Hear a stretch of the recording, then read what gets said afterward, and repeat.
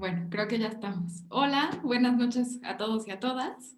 Me da mucho gusto saludar en esta noche de martes a Sandra Barba y Eduardo de la Garma, que van a estar conversando sobre el libro En busca del presente del taller editorial Gris Tormenta, que es un libro súper interesante que habla sobre lo contemporáneo y si es posible definirlo, qué es, qué no es y desde dónde lo podemos abordar. Voy a leer unas muy breves reseñas de Eduardo y de Sandra para que los conozcan. Sandra Barba es escritora y editora, fue secretaria de redacción en Letras Libres, actualmente trabaja en varios proyectos editoriales, así como también imparte cursos relacionados con edición. Bienvenida, Sandra. Y además, Hola, Sandra es...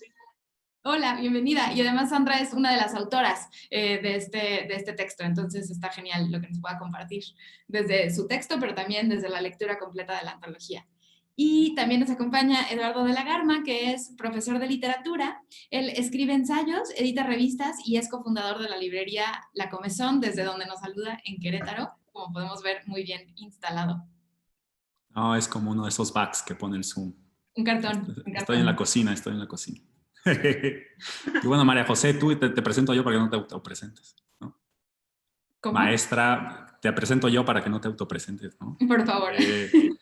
Maestra de Universidad de Literatura, voraz lectora, y me consta porque vienes aquí cada tanto a llevarte un montón de paquetes de libros. Y pues nada, aquí andamos. Pues el día de hoy vamos a estar conversando de este libro, En busca del presente, que es un libro súper interesante que acaba de salir en el 2020. Es de Gris Tormenta y en realidad pues es una colaboración con la revista Letras Libres, de la cual Sandra Barba fue secretaria editorial, como ya vimos hace un ratito. Este libro es muy interesante porque lo que hace es una antología o una reunión, una selección de 20 textos de 8 autores de países de autores de 8 países distintos, que lo que hacen es conversar de alguna manera a través de esta selección que ha hecho Gris Tormenta acerca de qué es lo contemporáneo y si es posible definirlo o no definirlo hablando de la época en la que estamos, ¿no? A mí algo de lo que más me gusta de este libro es el prólogo, que está escrito por Jacobo Zanella, que es uno de los editores de Gris Tormenta, porque creo que el prólogo lo que hace es introducir muy bien a estas voces que si bien no sabían que iban a estar dialogando de esta manera en esta antología en ese momento, refleja muy bien cómo esto es una polifonía de voces, así es como lo ponen ellos, en donde hay ciertos cuestionamientos en autores que publican textos desde el 2003 hasta el 2019, esos es como los años en los que abarca esta antología, y estos textos originalmente publicados en Letras Libres y ahora recogidos en este libro, lo que hacen es cuestionarse desde distintas temáticas y desde distintas áreas, qué es lo contemporáneo, si se puede definir, si no se puede definir, si es algo emocionante, si es algo más bien que nos da un poco más de miedo, es decir, desde muchas perspectivas distintas, si podemos definir esta época de alguna manera. Algunos de los temas desde los cuales se abordan esta problemática o esta pues, inquietud es desde la tecnología, desde las pantallas, desde las redes sociales, desde la multiplicación, y eso que todavía no vivíamos en el Zoom cuando estos textos se escribían, pero ya había autores que se empezaban a cuestionar sobre la multiplicidad de las pantallas, la información que compartimos, la velocidad desde la cual leemos, si es realmente que tenemos más textos o será que escribimos más de lo que leemos. Habla, por supuesto, de la posverdad, de los fake news, de esta, digamos, como avalancha de información que ya empieza a ser característica de esta época y que sí empieza a marcar como esa tendencia o esa inquietud que creo que nos podemos hacer acerca de si hay algo característico de la manera en que participamos en lo contemporáneo. Algunos de los autores que están seleccionados en esta antología, que como les decía son 20, incluyen por supuesto a Sandra Barba, a Tatiana Bazáñez, a Ricardo Duda, Jorge Galindo, Sara Mesa, Lina Meruane, a Gustavo Guerrero, a Jorge Carrión. Es decir, las voces son bastante diversas, pero creo que están seleccionadas para tratar de hacernos cuestionar precisamente desde diferentes áreas y desde diferentes trincheras si es posible nombrar una época cuando la estamos viviendo, primero que nada, que ese es un cuestionamiento con el que inicia el libro cuando habla de este ensayo, ¿no? Que hace, de este discurso que da Octavio Paz, al principio en donde habla de que nunca hemos podido nombrar la época en la que vivimos hasta mucho tiempo después, pero también tratando como de identificar o de atrapar cuáles son las características que pueden marcar en todo caso esta época. Y sobre todo, si es posible marcar cuándo empieza y cuándo termina. Hay quien dice que lo contemporáneo inicia a partir de la caída de las Torres Gemelas, por ejemplo. En otros textos se habla de la gran crisis económica del 2008 como una de las características como que inician o que rompe con este optimismo que habíamos venido trabajando como desde lo político antes. Es decir, no hay un inicio claro y por supuesto tampoco sabemos cuál es el final y tampoco hay una definición específica. Pero la lectura de este libro, que nos lleva por el encanto, por el desencanto, por tratar de definir esta época, creo que es lo que hace la lectura como más interesante. Tengo un par de citas que me parecen como muy relevantes y prometo que no leeré mucho, ya los voy a dejar hablar a ustedes, pero el texto de Emilio Lezama que se llama El periodismo ante la globalización me parece súper interesante porque él habla como de estas burbujas, ¿no? Entonces, en algún momento él dice, vivimos globalizados porque el globo es la estructura geométrica que define nuestro microcosmos. Ese es el fenómeno que define el mundo contemporáneo, el proceso por el cual la economía, apoyada en la tecnología, ha acabado por construir una sociedad de cangrejos ermitaños, seres que cargan su hogar sobre el lomo. Y entonces, claro, en base en esta lectura yo me imaginaba perfecto, ¿no? Como estos seres ermitaños que ahora tenemos toda esta, digamos, información con nosotros y que entonces quizás nos cuesta trabajo conectarnos con otras personas, con otros lectores. Por supuesto, volviendo al prólogo de Jacobo Zanella, hay otra cita que me parece muy reveladora de un poco como para abrir la conversación. Él habla de Boris Groys y nos dice, él lo cita, nuestra era contemporánea parece ser distinta de todas las otras eras que conocemos a través de la historia, al menos en un aspecto. Nunca antes la humanidad había estado tan interesada en su propia contemporaneidad. Y más adelante dice, nuestra época está interesada fundamentalmente en sí misma. En fin, así como estas dos, hay muchísimas otras voces y muchísimas otras citas en este libro que me parecen como muy interesantes, pero para empezar a discutir si es posible nombrar algo como tan cerca o desde donde estamos para eso, me gustaría comenzar preguntándole a Sandra que nos comparta un poco de qué se trata su texto, cómo fue el proceso de escribirlo y sobre todo desde ahí, cómo ves que se teje con el resto de los textos que conforman esta antología. Claro, hola, bueno, pues hola a todos. Primero una confesión, fue un texto por encargo. No se me ocurrió a mí, en ese momento la editora responsable de Letras Libres, que era Cintia Ramírez, descubrió este sitio que se llama yolocost.de, que ya cerró, o bueno, me imagino que ya no existe. Fue una noticia en su momento muy escandalosa porque un autor satírico alemán decidió pues hacer una selección un poco arbitraria, él dice que de lo más escandaloso, pero seleccionó varias fotos de adolescentes sobre todo, tomándose selfies en el monumento al Holocausto en Berlín, cosa que evidentemente iba a enfadar a muchas personas, ¿no? Y a otras no, como sucede. Pero a él le enfadó mucho y decidió montarlas todas en un sitio web, de manera que cuando uno veía la foto del adolescente, como vemos ahora en las pantallas de Zoom, pero cuando uno movía el cursor, cuando digo cursor siento que estoy en los 90 otra vez, movía el cursor, se borraba el fondo del monumento al Holocausto y aparecían estas fotografías realmente terribles que todos conocemos de los campos de concentración, ¿no? Él lo hacía, o dice que lo hacía, un poco para reprender a estos adolescentes por su acercamiento a la memoria y su acercamiento al monumento, por su, digamos, frivolidad o ignorancia, ¿no? Hacia un evento tan trágico y también fue un hito en la historia, marcó, eso sí, un antes y un después, nos parece, digamos, en una historiografía bastante tradicional, podríamos decir que fue muy importante. Y bueno, yo tuve que responder a ello, que ahí es una discusión curiosa, ¿no? Cómo la actualidad, a veces responder a ese vértigo noticioso, sí tiene más sentido, ¿no? Que nada más la inmediatez. A veces esa actualidad sí se va volviendo parte de lo contemporáneo y no es nada más el vértigo de noticias, ¿no? En ese sentido fue afortunado porque ahí lo que me pareció es que había un inicio, que el texto es viejo, ahorita ya esto ya se dice todo el tiempo, pero ese texto cuando lo escribí no era en este momento, ¿no? No que no caiga en el lugar común, caigo en el lugar común todo el tiempo, pero eso fue afortunado. Entonces, lo que ocurrió fue, a mí me pareció una manera muy unívoca de interpretar un sitio, punto, ¿no? Su acercamiento a la memoria me parecía pues monolítico, incluso muy rígido, ¿no? Uno tiene que entrar a un monumento al Holocausto y sentirse fatal, ¿no? Y salir desmoralizado, ¿no? Porque si no, no está entendiendo la historia. Y si no está entendiendo las lecciones de la historia, se van a repetir y toda esa cosa que se dice, ¿no?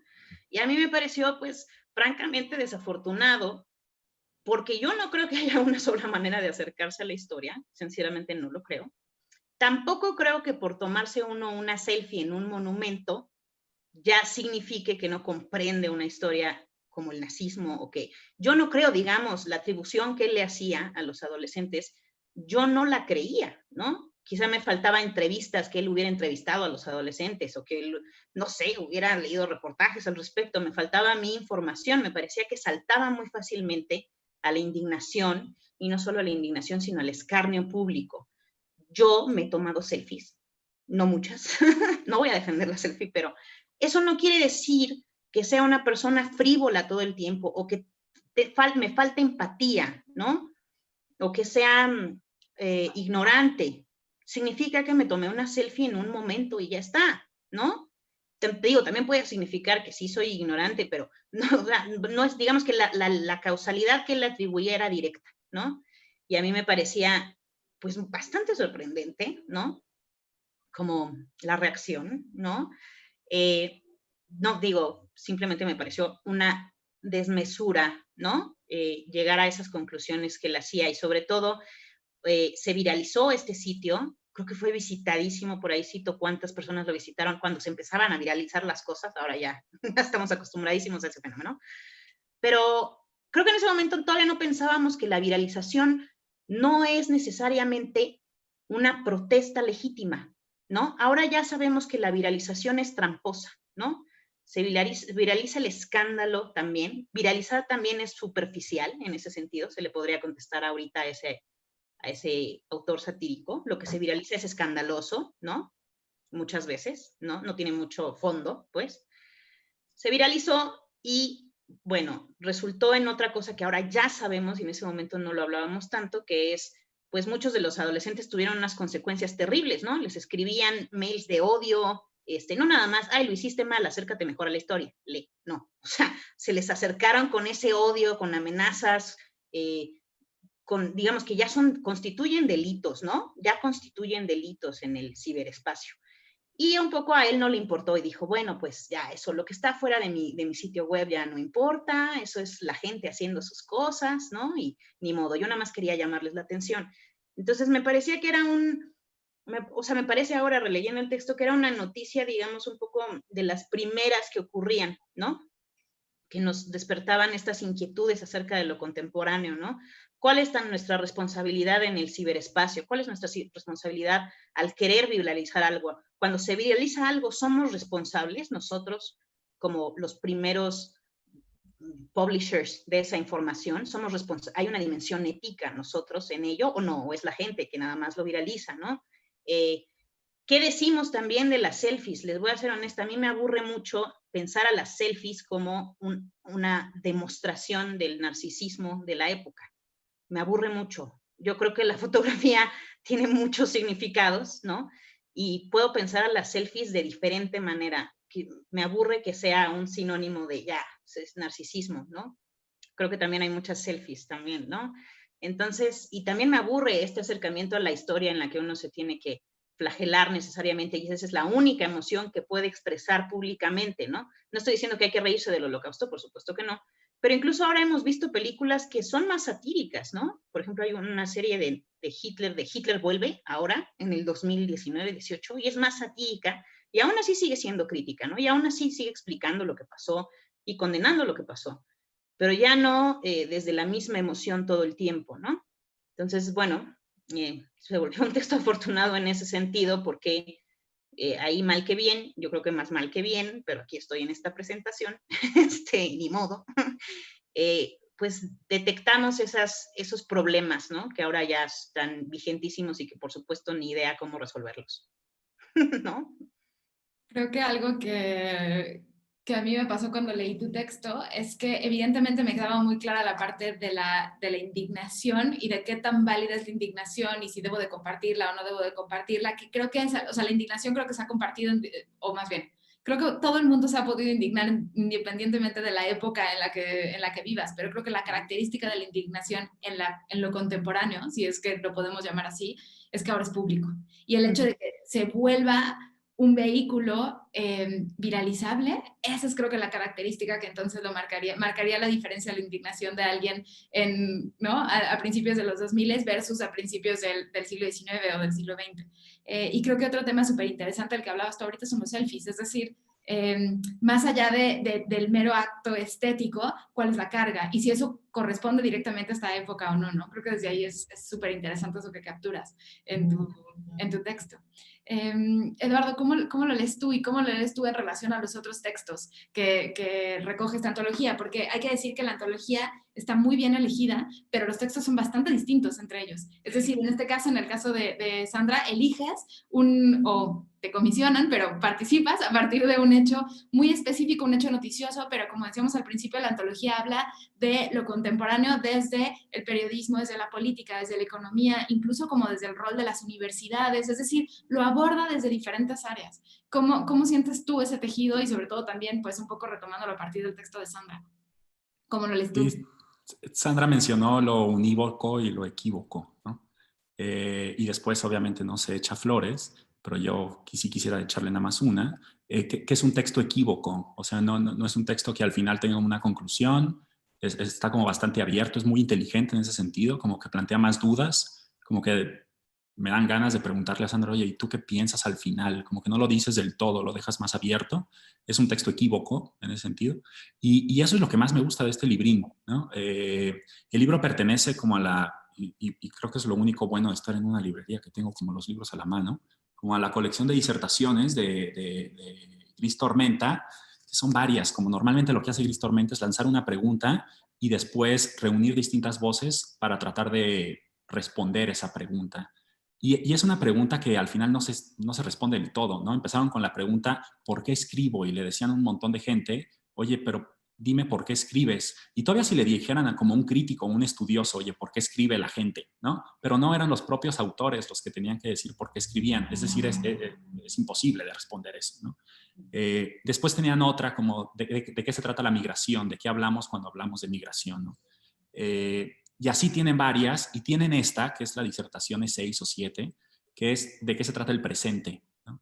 Y creo que hay muchas frasecitas de esas, ¿no? Como la de San Agustín, yo no sé de qué se trata el tiempo, pero o sí sé de qué se trata el tiempo, pero cuando me preguntan no sé, ¿no?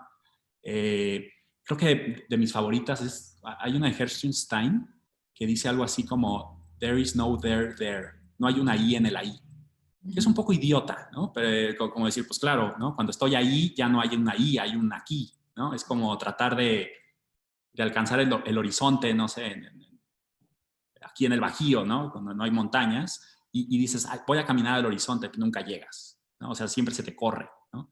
Y una de las cosas que hace este libro y que me gusta mucho es que es una especie como de historia del presente, quizá, suena como rimbombante, no sé, o como de sociología, ¿no? De qué está pasando, como esa frasecita de Monsiváis de o ya no entiendo lo que está pasando o ya pasó lo que estaba entendiendo, ¿no?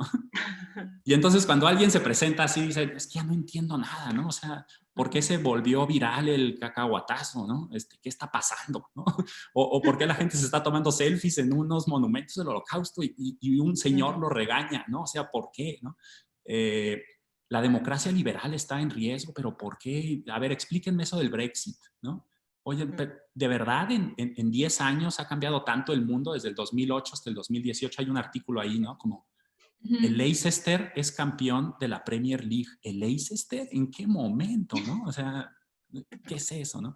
Como, y hay algo que te dice este libro que te plantea como un mapa, creo, como para colocarte y hacerte preguntas, ¿no? Sobre distintos temas, ¿no? Política, arte, literatura, la muerte de la novela, ¿no? Así como entras a una librería y dices, ¿sí se está muriendo la novela o por qué hay tantas, no? ¿De qué se trata eso? Yo quiero participar de esa discusión. No, pues a ver, empiézale ahí con esa conversación de Lina Meruane, con Jorge Carrión, pues a lo mejor ahí sacas una hebra y pues te vas, ¿no? Como que tiene bastantes anzuelos por ahí y creo que eso es lo que rescato. Y volviendo como a donde empecé, unívoco, equívoco, creo que es un libro en ese sentido, aunque muchas de las voces quieran ser unívocas, al final el libro es equívoco, o sea, como que sí te puedes pelear con él, sí puedes discutir con él, sí puedes empezar con él para llegar a otros lados, ¿no? Como que sí abre puertas, pues. Tiene un montón de referencias, por ejemplo.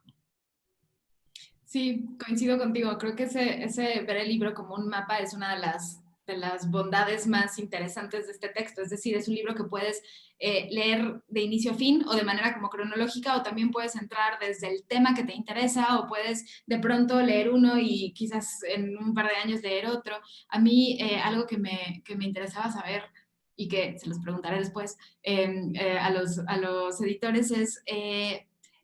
¿entre cuántos textos escogieron estos? Porque al final estos son 20, pero aparte además de 20 años de historia de letras libres, entonces me imagino que la cantidad, ¿no?, de textos que tenían para elegir al principio eran enormes, pero creo que sí tienen cosas en común, es decir, a partir de, aun cuando todos los textos son como muy distintos, creo que todos se hacen esta pregunta sin saber que se las iban a hacer, porque estos textos no fueron escritos pensando algún día formaré parte de esta antología, fueron escritos para una revista y tal, pero este tejido que logran los editores en esta antología para hacer que hagan pues como una pregunta coral sin hacerla forzosamente de qué es lo contemporáneo, me parece muy interesante, me parece muy relevante.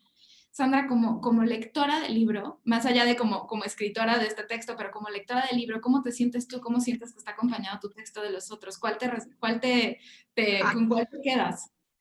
Pues, bueno, en realidad con varios, porque sí, yo sí detecto como, lo decíamos antes de entrar a esta presentación, no solo que se define sin querer definirse, sin como tú dices bien, nunca tuvo el objetivo Letras Libres de decir qué es lo contemporáneo, pero dado que es una revista mensual, lo acaba respondiendo forzosamente y me alegra que los editores de Gris Tormenta tuvieran la lucidez de pensarlo así, ¿no? Porque muchas veces uno en la revista nada más está publicando, ¿no? Cosas que respondan a la actualidad, ¿no? De manera más o menos inteligente, sin pensar que está definiendo lo contemporáneo al hacerlo, ¿no? Qué responsabilidad, qué horror. Bueno, qué espanto. Pero más allá de eso, creo que como sí hay varias inquietudes, ¿no? Sobre lo contemporáneo o varios rasgos que parece que están detectando esta antología sin que sean únicos, ¿no? Y en ese sentido, creo que varios en esta antología nos preguntamos por, más que el Internet, las redes sociales, ¿no? Uh-huh. ¿Qué ocurre en las redes sociales? Yo recuerdo, por ejemplo, que esto va a sonar increíblemente ingenuo, como dice Eduardo, ya no sé qué está pasando, ¿no? Yo recuerdo cuando empezábamos a usar Twitter, también porque había leído demasiada historia de la ilustración, que ya yo decía, esto es una maravilla, es el salón ilustrado ya, o es el ágora de la democracia, ya la democratización está avanzando a pasos agigantados, ¿no? Y ya yo decía, este es el principio de algo fenomenal, y resultó lo contrario, ¿no? hasta ahora ha resultado lo contrario, ¿no? Y yo creo que las redes sociales sí son esta cosa con la que nos peleamos mucho. También es una cosa muy llamativa, quizá no es lo único que está pasando, parece que es lo único que está pasando, que también eso es una apariencia, ¿no? Es un engaño, ¿no? No es lo único que está pasando, pero tienen esa fuerza, ¿no? Como tienen esa fuerza de gravedad, ¿no? Que a mí me parece interesante de lo contemporáneo, ¿no? Un poco falso, un poco cierto, ¿no? Otra cosa es que, bueno, en ese sentido mi texto colabora con otros o menciona a otros, o bueno, sí, dialoga con otros como el de Ricardo Duda, por ejemplo, etcétera. Hay otros, ¿no?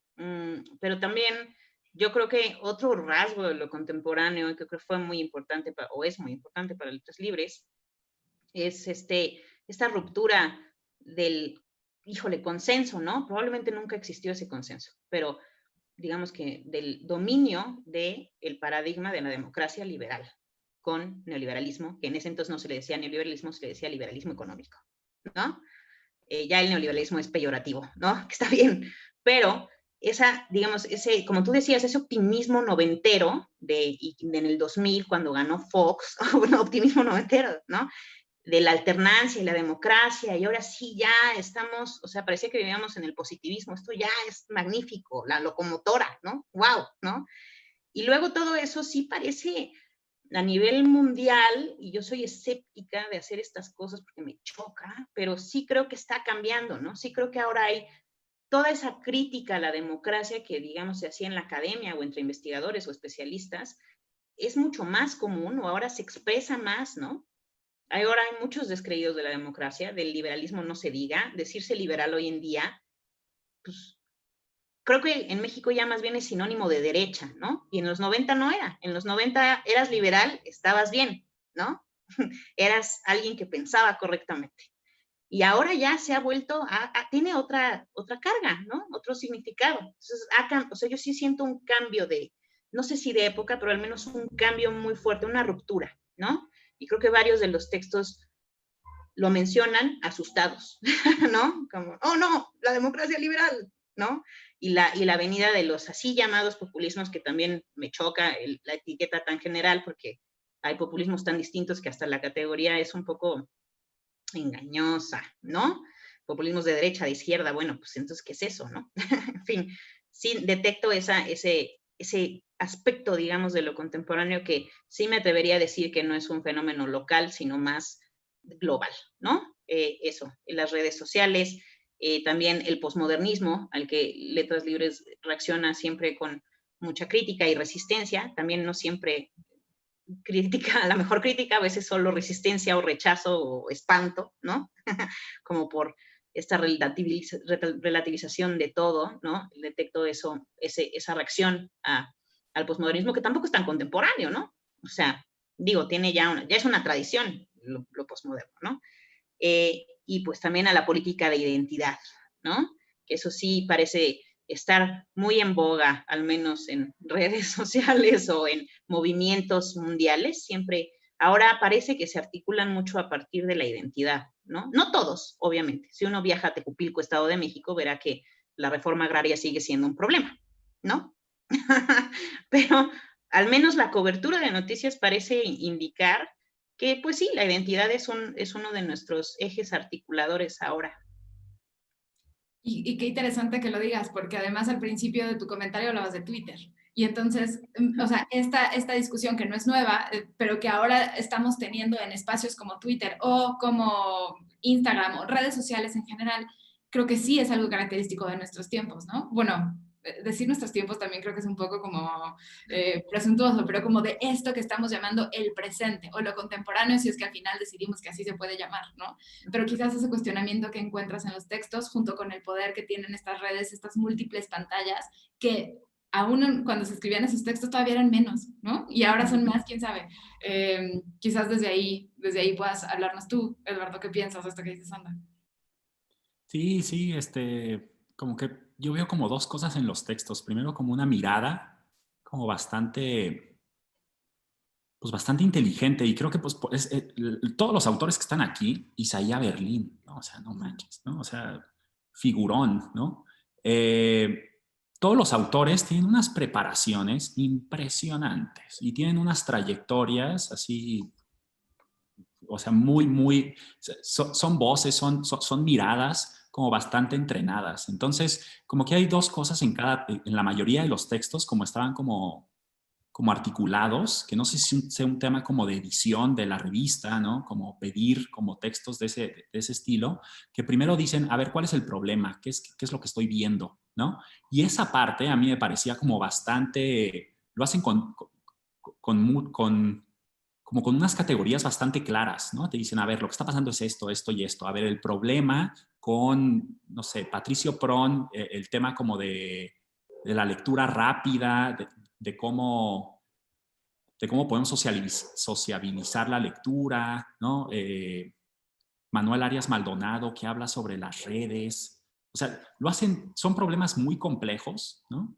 Pero aquí te lo ponen de manera así en los primeros párrafos de cada texto, como que tú dices, ahora ya entendí cuál es el problema, ¿no? O sea, había uno, ya no me acuerdo quién, como a una mezquita en Londres, ¿no? Que 7 años antes había sido una fábrica de zapatos o de, yo qué sé, ¿no? Una fábrica bastante productora, ¿no? Y tenía, no sé, 10,000 empleados, ¿no? Por decir algo, ¿no? La fábrica cierra y después ahora hay una mezquita, ¿no? Y dice, luego, en las primeras 3 líneas, a ver, no es cierto, no es que la fábrica haya cerrado y ahorita hay una mezquita, no, para nada, ¿no? Eso es como lo quieren ver, como la gente que dice, ahí vienen, nos estamos islamizando. Bueno, los británicos, ¿no? Sino que pasaron 7 años y entonces enuncia muy bien rápido como qué es lo que está pasando ahí, cuál es el conflicto, ¿no? Como que esa mirada está, no sé, a mí me sorprendía, así de, oye, aquí la capacidad de síntesis de todos estos amigos es muy sorprendente, ¿no? O sea, y después hay otra parte que también me gusta, pero me gusta como desde el lado, diría Sandra, como del rechazo, porque después como que ya que viste algo, como que te lanzas y dices, a ver, y ahora lo que propongo es, ¿no? Y ahí como que digo, ay, no sé, ¿no? Como por decir algo, ¿no? El sujeto está sujeto, decía Foucault, ¿no? Y yo decía, ay, qué bien, ¿no? Qué bien que esté sujeto, ¿no? Qué bien que esté sujeto a muchas cosas y entonces las comunidades y lo que sea. Ay, no, porque es un ataque al hombre libre y solo, que es lo que queremos ser, ¿no? Queremos ser libres y queremos ser solos. Yo decía, ay, no, yo quiero estar sujetado a más gente, ¿no? Por decir algo, ¿no? Pero me dicen bien rápido que el hombre está sujeto y digo, ay, wow, claro, sujeto, ¿no? Y ¿no? Como Foucault for Dummies, o sea, a lo mejor, ¿no? Para ti. Y ya después como denuncian un problema. Lo que quiero decir con esto es que es como como que te dan como herramientas para pensar la actualidad, ¿no? Y entonces tú ya después puedes decirle al autor, sabes que no estoy de acuerdo contigo, pero gracias por la herramienta que me diste, ¿no? Y eso fue, creo que eso rescato mucho de mi lectura con el libro. No, estoy de acuerdo. Creo que algo que además es interesante en la propia estructura de la antología es que tiene 2 partes. Y quiero hablar particularmente del último texto que ellos eligen a manera de epílogo, que además me parece muy revelador que es el último, pero se lo voy a dejar hasta el final porque creo que es el texto optimista. Pero tiene 2 partes el libro y como interpreto yo esta separación de las partes, ¿no? O esta clasificación, es que la primera creo que tiene que ver con una mirada más como hacia afuera en cuanto a lo social, a lo político y al periodismo.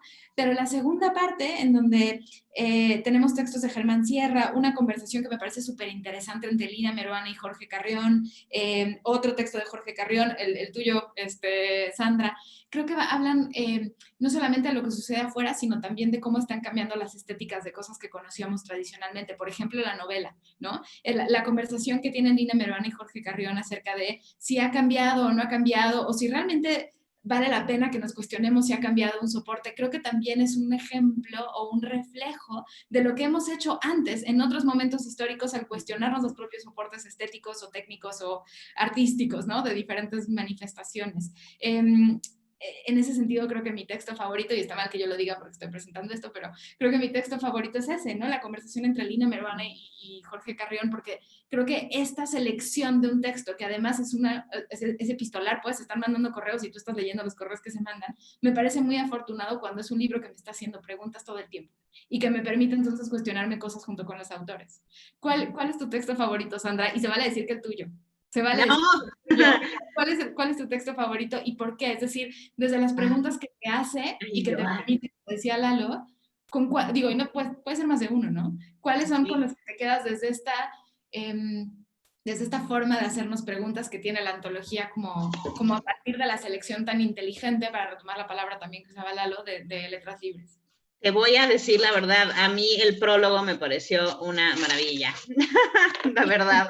Fantástico, la verdad el prólogo está muy bien. Sí, o sea, qué cosa que lo diga, debería decir, el gran texto es de letras libres es pero en realidad a mí, insisto, me reveló mucho cómo, a pesar de uno estar en una revista y por lo tanto en un medio de comunicación y enlodado en la actualidad y teniendo que reaccionar y responder, a pesar de eso, me emociona, eso me entusiasma, como a pesar de estar en esa novedad en la actualidad, sí uno está creando pensamiento más, digamos, de mayor altura o de gran aliento, ¿no? Y uno a veces siente, digamos, en el periodismo o en los medios de comunicación que no, o hay ese estigma, ¿no? Ah, no, el periodismo, las revistas, ¿qué saben, no? Ellos no están encerrados como Montaigne no saben nada, ¿no? Por supuesto, son absolutamente ciegos, ¿no?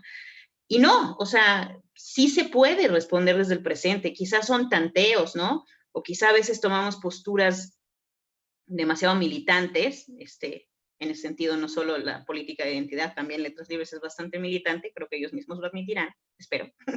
Pero a pesar de eso, sí estamos tanteando el presente, aunque uno no esté metido en un claustro o en una cátedra de filosofía, ¿no? Uno sí lo está formando, ¿no? O produciendo, como diría Foucault. Saber poder justo, ¿no? Entonces, en ese sentido me pareció revelador, ¿no? Me pareció que levantó un estigma, ¿no? Que quizá me gustó, me retó eso, que levantara ese estigma, ¿no? Quizá yo también creía, hace poco me habló un autor para decirme que quería hacer un libro de AMLO y yo decía, pero ¿qué vamos a saber si no ha pasado, ¿no? Todavía. Y me descubrí en un lugar como, no, pues cómo no, ¿no? Todo el tiempo estamos tratando de entender qué está ocurriendo. Entonces, para mí el prólogo me pareció fantástico, de verdad, muy bueno, muy buen texto. Y ya de los textos interiores, bueno, a mí me gusta mucho pelearme con otros textos, como decía Eduardo. Entonces, a mí me gusta mucho pelearme con Ricardo Duda y también Ricardo Duda es miembro de la redacción en Letras Libres España y también Daniel Gascón, porque bueno, ellos tienen una manera muy distinta de acercarse a lo posmoderno y a la política de la identidad. Jonathan Haidt, son autores que, les voy a ser sincera, a mí yo no estoy de acuerdo con ellos, nunca. A mí me dice Jonathan Haidt y digo, es que algo me pasa en el ojo, me da como un tic, ¿no? Pero los leo y los tuve que leer en Letras Libres, pero los sigo leyendo porque sí tengo que responderles a ellos por qué la política de identidad no es tan perniciosa o quizá no es tan perniciosa. ¿Por qué tal vez no es un atentado fatal a la democracia? ¿No? Que, pues, si hablo con mis amigos o con las personas con las que coincido, nunca tendría que responderlo, ¿no? Pues la política de identidad es esta cosa maravillosa, ¿no? Y entonces ya sería yo como una demócrata liberal. Claro, esto es el consenso, qué maravilla, ¿no? Entonces, leer a mí a Duda en ese sentido, a Ricardo Duda o a Jonathan Haidt, me hace tener que pensar, la política de la identidad sí es tribal, y a mí me encantaría decir que no, pero a veces tengo que decir que sí, ¿no? Entonces, ¿cómo afinamos? Y entonces tengo que decirle a Jonathan Haidt, pues tienes razón, y hasta la misma Judith Butler lo reconoce en su libro Gender Trouble, en el epílogo, en el prólogo que hizo 10 años después de que se publicara. Ella misma dice, pues los sinsabores del activismo, ¿verdad? Los sinsabores. Se supone que todas las mujeres deberíamos, y los trans, queer, etcétera, deberíamos de unirnos, ¿no? Para luchar contra el heteropatriarcado, cis heteropatriarcado, o lo que quieran, ya, ¿no? Los prefijos que quieran.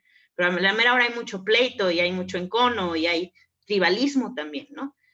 Entonces, digamos, su estar del lado contrario de Jonathan Haidt me hace a mí tener que, pues, activar mi cabeza y aceptar cosas y también, pues, mejorar argumentos, ¿no? Y decir, bueno, a mí hay ciertas cosas de la política de identidad que me parecen muy valiosas, ¿no? En ese sentido. Mark Lilla también es un autor muy consagrado en Letras Libres que no aparece en esta antología, pero también él duda mucho de la política de la identidad porque dice, bueno, antes las democracias discutían cosas como si debíamos ir o no a la guerra con otro país. Bueno, él está escribiendo de Estados Unidos, entonces, por supuesto, México no se estaba preguntando eso nunca, ¿no? Pero, o si la religión, ¿no? O si tal, había, para Mark Lilla hay temas más interesantes en el debate nacional, ¿no? Que son temas, pues, del siglo pasado, y le sorprende mucho que ahora el debate sea, ¿estás a favor del aborto? O, ¿qué hacemos? ¿Dejamos que los gays adopten? ¿No? Eso le parece a él menor, ¿no? Y ahí es donde, al leerlos, pues sí tengo que pensar, ¿por qué no es menor, ¿no? ¿Por qué sí son temas que le deben de importar a la democracia liberal incluso, ¿no?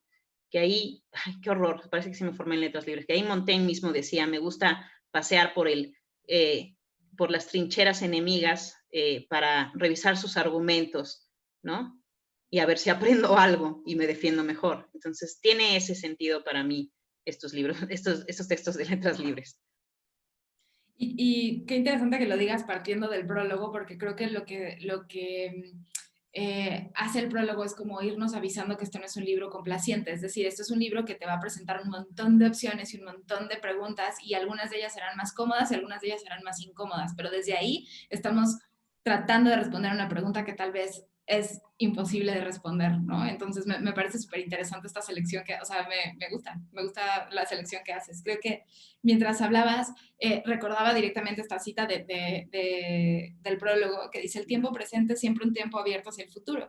Sabemos que inicia en algún punto, pero nunca tiene un final. Al no poder precisar ese inicio, ¿no se convierte entonces en una paradoja? ¿Cómo analizar algo que no tiene límites, es decir, que no tiene forma?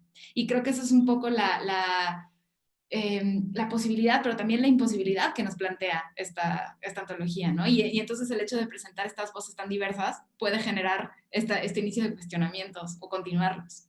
A ti, Eduardo, ¿cuál es el texto que más te resuena de la antología y por qué? ¿Cómo lo identificas como un texto central para representar la antología? No sé, como a lo mejor para representar la antología elegiría dos que me gustaron, no tanto como por el texto, sino por la edición. Está el de Germán Sierra, que habla sobre qué se trata ser artista contemporáneo, ¿no?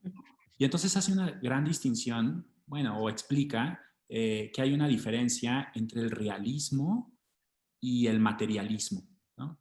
Y dices, órale, y después critica a Stendhal, ¿no? Y dice, Stendhal quería poner ahí un espejo y reflejar todo, pero a mí me interesa más la materia, y termina diciendo, a mí me interesa la informática y me interesa como cosas como biológicas del mercado y no sé qué. Y dije, mira, qué padre, un artista me está diciendo de qué se trata el arte contemporáneo, y después como 2, 3 textos adelante aparece uno de, ¿cómo se llama? Félix de Azúa. Sí, sí, sí. Félix de Azúa, que dice de qué se trata el arte contemporáneo, pero desde la mirada del crítico. Entonces está la del productor y está la del lector, ¿no? Y esa parte, ese gesto del editor, ¿no? O sea, de Gristor Benta, de darme esas dos miradas, a mí me parece que ese es central en el libro, ¿no? O sea, como creo que el tema no está como en los textos o en las frases o en lo que sea, sino más bien como en los hilos de todos, ¿no? Como a mí no me importa si tal o cual DJ puso tal o cual canción, sino yo creo en el DJ y en su capacidad de articular como un ritmo uno con el sonido otro, ¿no? Y creo que este es un libro no de autor, sino de editor en ese sentido. Y entonces, si elegiría un texto, serían esos dos, porque me resonaron. Pero bueno, para no escaparme de tu pregunta, María José, perdón. Suelo no responder lo que me preguntan. El de Patricio Prón me gustó mucho, ¿no? Porque el de Patricio Prón se llama Más antes, para más personas, más rápido. Sí, Y está hablando de los libros y la lectura. Y está hablando de la mesa de novedades, ¿no? Y está hablando de toda esta vorágine de, ya fuiste a ver Tenet, Tanat, no sé, ¿no? Ya viste la última en HBO, es que te estás perdiendo la discusión de quién sabe qué, y es un aceleracionismo de todo, y al final, ¿dónde quedó? ¿No? O sea, ¿dónde quedó esa novela que era la mejor novela de la temporada pasada? Sepa la bola, ¿no? Y a mí me resuena porque pues estoy aquí en la librería todo el día, ¿no? Y digo, chis, no, sí es cierto, tendría que decirle a Penguin Random House que me dé los libros, ¿no?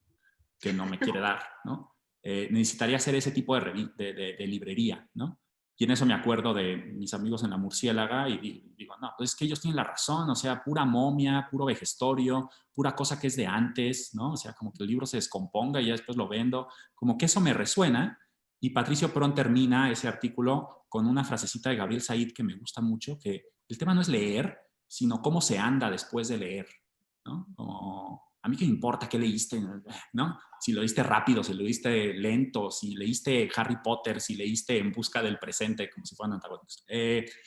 Sino qué haces después de leer, ¿no? Y lo que yo hago después de leer, y que ahora estoy muy a gusto con eso en la pandemia, creo que es lo único en lo que me voy a quedar, si es que esto se termina, que no creo, pero lo único que me voy a quedar es con el cubrebocas. Me encanta, ¿no? Porque me pongo el cubrebocas y antes iba por la calle y todos me tachan así como de, está hablando solo, es el vagabundo, pero como no tengo audífonos ni teléfono, pero me gusta hablar solo en la calle, me gusta mucho. Pero con el cubrebocas he descubierto que la gente ya no me juzga, ¿no? Y entonces luego leo cosas, salgo hablando solo y digo, ay, ese idiota que dijo eso, acabo de leer. ¿Sabes? Como que me gusta platicarme a mí mismo. Y bueno, pues no sé, me gustó el libro por eso, porque me dio muchas como pláticas conmigo mismo.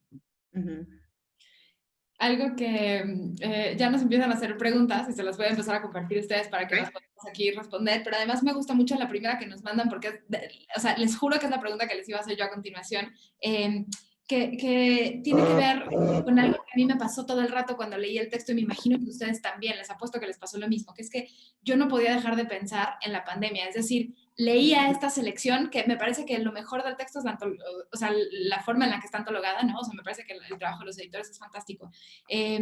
Y pensaba, ¿cómo será este libro si se volviera a hacer en 10 años y ya estuviera aquí el virus, ¿no? Entonces tenemos una pregunta de Juan Carlos que dice, el virus inaugura una época contemporánea muy nueva. ¿Cómo se lee el libro desde este presente? ¿Cómo lo lees tú, Sandra, a partir de pues de este momento? Pues yo creo que sé, o sea, híjole, no quiero, tal vez después diga que desmienta esto, ¿eh? No lo voy a respaldar, me voy a deslindar probablemente en ese sentido. Seré como Eduardo que habla consigo mismo en el cubrebocas. ¿Qué dijo Sandra? Por supuesto que no. ¿Cómo dices eso? Pero con mi cubrebocas.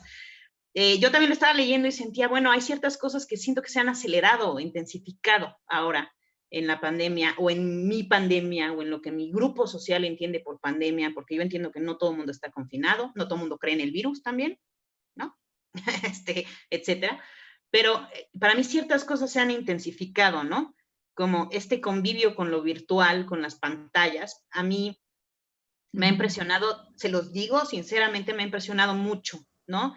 No quiero exagerar la importancia del presente, pero me ha impresionado porque, bueno, estaba diciendo que las redes sociales aparentan ser el mundo o la deliberación pública y probablemente no lo sean, es más, creo que no lo son, pero ahora como vivimos en una pantalla, digo, realmente todo el día yo estoy frente a una pantalla y antes teníamos el espacio, ¿no?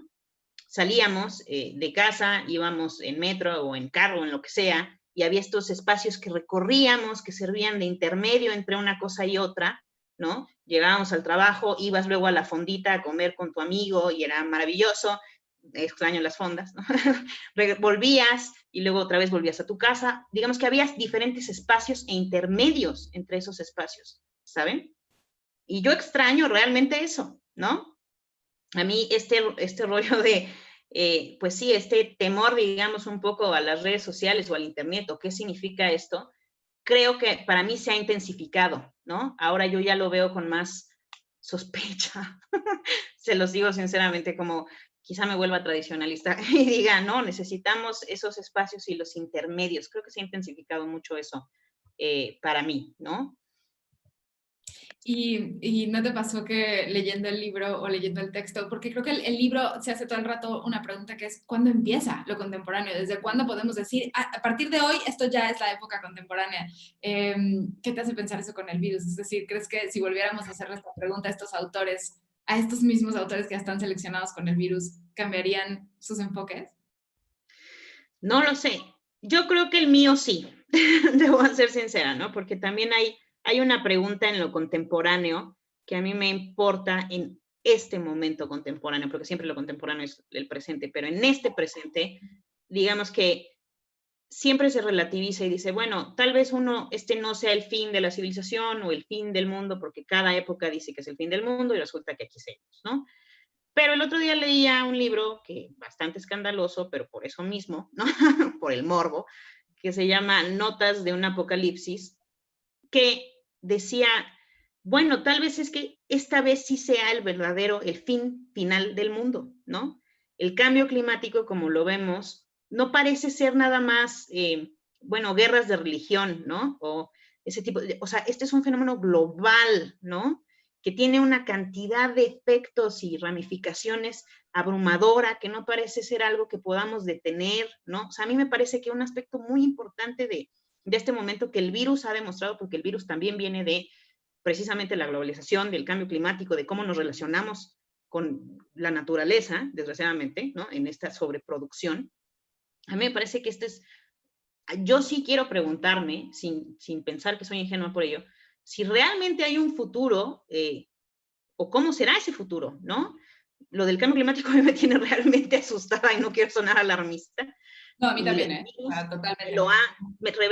me lo ha revelado así como asombrosamente, ¿no? Y en ese sentido, a mí el virus me impresiona mucho por la cantidad de consecuencias que tiene, ¿no? Les voy a ser sincera, yo pensaba que esto iba a durar 2 semanas, un mes, porque estoy acostumbrada a que las crisis o a los ciclos de noticias que, dura una semana y luego te olvidas de Lozoya, o te olvidas de la novela, que era la gran novela, como dice Eduardo, pasas a otra cosa. Estoy acostumbrada a que así funcione el tiempo, ¿no? Y esto se prolongaba y se prolongaba, y yo nada más veía una consecuencia tras otra y me descubrí absolutamente incapaz, o sea, ya ni siquiera de pensar por mí misma, sino de contener en mi cabeza todas las consecuencias del virus. Se extendió al sistema educativo, se extendió a la economía, se extendió al sistema de salud, se extendió a también la novela, porque ahora hay novela de pandemia producida bastante, ¿no? O sea, ahora la gente escribe, ¿cómo escribo en la pandemia? ¿No? Y etcétera, etcétera, etcétera, a los problemas de salud mental. Yo ya, como que ahí sí dije, vaya, esto es lo contemporáneo, ¿no? En el sentido del prólogo, de la oscuridad, de no ser capaz de comprender, ni siquiera de abarcar en la mente personal todas las ramificaciones que esto tiene, ¿no? Entonces, creo que para mí se ha profundizado esa sensación de lo contemporáneo que se describe en el prólogo. Se ha profundizado esa oscuridad o ese, ya no sé qué está pasando. Ya. Sí, coincido totalmente. Eduardo, a ti te pregunta José directamente, ¿este tipo de libros sí se venden? ¿Quién los compra? ¿Quiénes son los lectores según tu experiencia? ¿Quién los compra? No, Gris Tormenta se vende bien, ¿eh? Aquí en Querétaro se vende muy bien. Sí, sí, les facturo bien. Pues no sé, siempre pienso como en estrategias para venderlo, ¿sabes? Como en busca del presente, como si fuera un regalo, ¿no? Sí, estás buscando un regalo, aquí hay uno. No, Pero ¿cómo no, pero se vende bien, ¿eh? Luego hay gente que llega y dice, a ver, estoy buscando algo de Bauman. ¿Qué es eso de lo líquido? No, es que Slavoj Žižek dijo, ¿sabes? Como con el boom es que Chul Han escribió en quién sabe dónde y dijo, bleh, ¿no? Es que Agamben se tropezó en no sé dónde. Como que leer los periódicos la gente lee el periódico, pero nunca es suficiente, ¿no? Y creo que por eso están las librerías, ¿no? O luego tenemos pláticas con alguien y nunca es suficiente y buscamos más, ¿no? Como a partir de esa curiosidad o de esa necesidad de un poquito más, como que llegan acá y llegan preguntando y es fácil como sacar ese tipo de libros porque son libros bastante, pues es como pues es eso, una selección de la revista durante 10 años, durante 15 años, 2003 a 2018 dijiste, hecha libro, o sea, ¿quién no quiere eso, no? Sí, como un compendio, ¿no? En lugar de leer el periódico todos los días, pues mejor solo leo el sábado lo mejor de, ¿no? A la gente le gusta eso, lo mejor de. Y en ese sentido creo que se vende bien y a la gente le gusta. Y luego, aparte este tipo de libros, me gusta también recomendarlos, porque si se llevan van a llegar como a las 2 semanas, a las 3 semanas por otro. Así de, es que, por ejemplo, David Foster Wallace se cita aquí como 3 o 4 veces en el segundo apartado. Digo, mira, sí tengo a David Foster Wallace, aquí está. Dicen, es que Piketty, ¿tienes algo de Piketty? Es que dijeron que la desigualdad y Piketty, no sé qué. Yo, claro, ¿sabes? Como que está bueno recomendar porque si recomiendo a Piketty ya de una vez, ¿no? Luego ya no van a llegar Entonces, mejor de entrada, y luego, porque al final yo soy un mercenario, ¿no? O sea, claro. necesito, pues sí. Sí. Bien hecho. Buen truco, ¿eh? Caray. Gris Tormenta, sí, es la entrada a muchas otras lecturas. Tenemos otra pregunta. Esther pregunta, los padres siempre dicen que toda época pasada fue mejor. ¿Diremos nosotros lo mismo en su momento? ¿Qué opinas tú, Sandra? Sobre todo, y además, a ver, que venimos de un comentario un poco oscuro porque pandemia, ¿no? Pero ¿qué piensas tú de esta pregunta que nos hace Esther? ¿Diremos nosotros que toda época pasada fue mejor? No sé. No sé, creo que tengo esta lucha extraña con el cliché, que por supuesto es un cliché, no, Dios mío, pero me imagino que no, o sea, yo me imagino que no, yo creo que esta es una época bastante convulsa, ¿no? Le soy sincera. Yo en la universidad, pues sí, leía esto de la democracia liberal y ya estamos a nada de ser felices todos, ¿no? De la felicidad política, ¿no? Y yo no estoy muy segura de que a los 60 años le diga yo a las generaciones siguientes, mi época era una maravilla. No, probablemente les diga, pues empezamos a tomarnos muy en serio el cambio climático sin poderlo resolver. Digo, la migración es un fenómeno recurrente, pero tomó otro carácter ahora con las caravanas, ¿no? se ha vuelto mucho más se ha vuelto un actor político el migrante, cosa que me parece rarísima. Antes los migrantes en la historia eran así, bueno, pues los dejamos entrar, pero a ustedes no, porque son chinos, ¿no? Y ahora parece que hay cierto como, ya se volvieron un actor político, ¿no? Y eso me parece muy interesante, ¿no? Por ahí. Y no, yo no creo que diga, porque realmente sí me lo pregunto mucho, si el populismo o lo que sigue después de la democracia, si es que sigue algo, ¿no? También puede ser que tengamos un retroceso, quién sabe, ¿no? ¿Será mejor o peor? A mí me parece una época muy incierta, se los digo, entonces no, pero tal vez es mi carácter ansioso también, ¿no? Yo no creo que yo nunca diga que cierta época fue mejor, pero tal vez se deba más a mi carácter. Mi lectura de la realidad es que es bastante convulso, bastante incierto, ¿no? No siempre es decepcionante, a mí me emociona saber, bueno, que haya correcciones o réplicas a la democracia liberal, es algo que me emociona, sin ser obradorista, ¿ok? Pero me emociona que haya esas réplicas, ¿no? Entonces, no, más bien diré que era muy incierto y convulso, espero no estar molestando a las siguientes, de veras espero no molestarla. Algo que tiene lo contemporáneo es, creo que si ahorita tenemos la multiplicidad de pantallas, las generaciones que vienen más adelante las tendrán aún más, y esto habrá quedado grabado como un testimonio de tu deseo para las generaciones futuras. Les quiero agradecer los dos la reflexión alrededor de este libro, que de verdad es un libro que, como decía Lalo, creo que invita a otras lecturas, y lo invita desde un libro a otro, pero también nos invita a hacernos cuestionamientos todo el tiempo. A mí lo que me pasó con la lectura de esta antología es que todo el tiempo estaba como con ganas de saber un poquito más, ¿saben? Sentía que se me acababan como rápido los textos, y les dije al principio que les iba a dejar con una cita, porque creo que discutir este libro y sobre lo contemporáneo en medio de una pandemia nos lleva, a mí me lleva a los mismos lugares que te lleva a ti, Sandra, directamente, pero el último texto de la antología, que es de Aiseya Berlin, que además, bueno, ¿no? Se llama Mensaje al siglo XXI, y es el texto más antiguo de lo contemporáneo que selecciona esta antología, y cierra, el último párrafo me parece como esperanzador, porque es él desde el siglo XX hablando del siglo XXI, ¿no? Y nos dice, a pesar de todo, la democracia liberal se extiende, incluso ante el mayor azote moderno del nacionalismo fanático y fundamentalista. Las grandes tiranías están en ruinas o lo estarán. No está lejano el día aún para China. Me alegra para ustedes, los lectores a quienes me dirijo, que verán el siglo XXI.